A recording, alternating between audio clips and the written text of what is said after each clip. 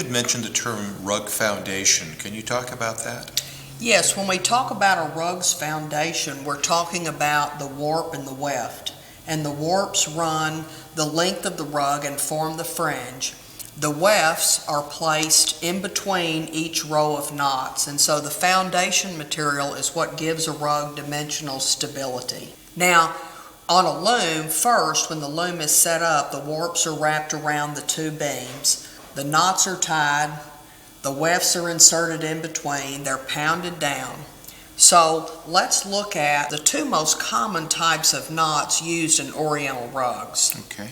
So we have, generally speaking, two types of knots most often used in Oriental rugs. The first one being the symmetrical knot, All right. because both sides of the knot, if you cut it in half, they're the same. Okay. Now, old terms, in the past it was called a Turkish knot, it was called a Gordis knot, but now it's referred to as a symmetrical knot.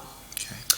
The other type of knot that's most commonly used is the Persian knot, or the asymmetrical knot, because it's not the same on both sides. Asymmetrical knots can be either open left or open right, and can be an identifying feature. In the past, this was called a Senna knot, then it was called a Persian knot, now it's called an asymmetrical knot.